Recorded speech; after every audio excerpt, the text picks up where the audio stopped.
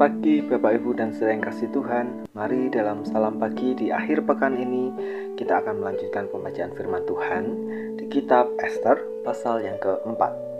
Setelah Mordekai mengetahui segala yang terjadi itu, ia mengoyakkan pakaiannya, lalu memakai kain kapung dan abu, kemudian keluar berjalan di tengah-tengah kota sambil melolong-lolong dengan nyaring dan pedih. Dengan demikian datanglah ia sampai ke depan pintu gerbang istana raja, karena seorang pun tidak boleh masuk pintu gerbang istana raja dengan berpakaian kapung.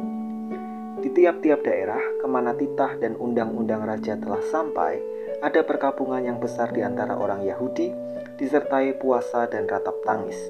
Oleh banyak orang dibentangkan kain kapung dengan abu sebagai lapik tidurnya. Ketika dayang-dayang dan sida-sida Ester memberitahukan hal itu kepadanya, maka sangatlah risau hati sang ratu. Lalu dikirimkannya lah pakaian, supaya dipakaikan kepada Mordekai, dan supaya ditanggalkan kain kapungnya daripadanya, tetapi tidak diterimanya. Maka Ester memanggil Hatah, salah seorang sida-sida raja, yang ditetapkan baginda melayani dia, lalu memberi perintah kepadanya menanyakan Mordekai, untuk mengetahui apa artinya dan apa sebabnya itu.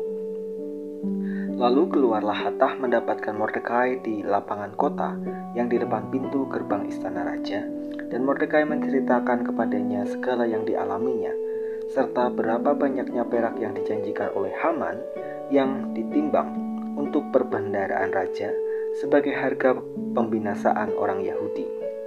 Juga salinan surat undang-undang yang dikeluarkan di Susan untuk memunahkan mereka itu diserahkannya kepada Hatah supaya diperlihatkan dan diberitahukan kepada Ester.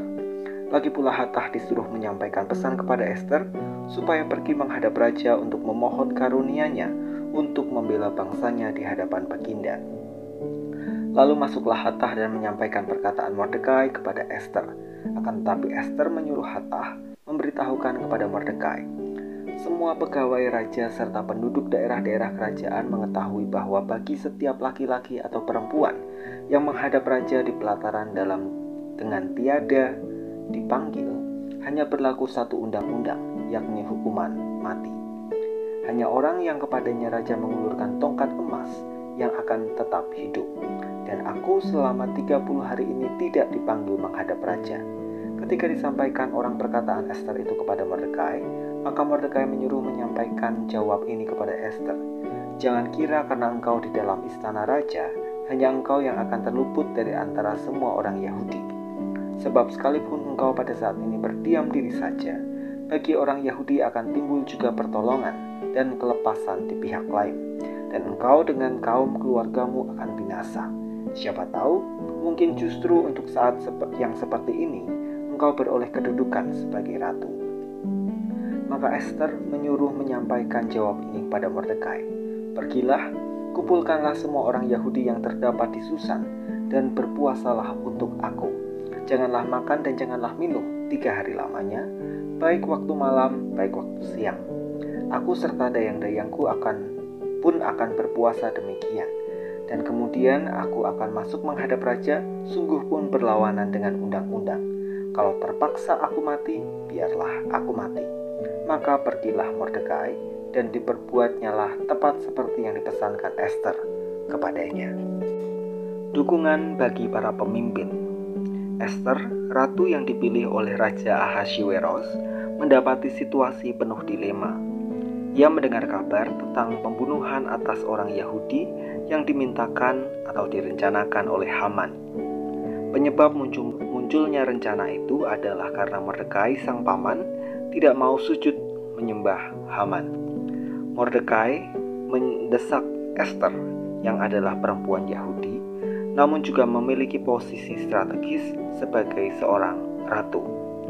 Dilema yang dialami oleh Ester adalah ia sadar dirinya adalah orang Yahudi, tetapi ia juga khawatir jika ia menemui raja atas kehendak sendiri, maka akan mendatangkan resiko hukuman mati. Maka ketika kemudian melihat Ester rela menanggung itu, hanya ia meminta dukungan semua orang Yahudi dengan cara berpuasa dan berdoa selama 3 hari lamanya. Dukungan secara rohani itu memberi kekuatan bagi Ester, sekaligus menjadi permohonan kepada Tuhan Allah Israel atas keputusan itu, agar keputusan itu tidak tergenapi. Bapak Ibu dan saudara yang kasih Tuhan, dari sini kita belajar bahwa kita perlu mendukung orang-orang yang Tuhan pilih untuk memimpin atau mengerjakan tugas-tugas yang Tuhan kehendaki. Dukungan itu bisa diwujudkan dengan banyak bentuk. Salah satunya dukungan secara rohani, dengan cara mendoakan bahkan sampai berpuasa.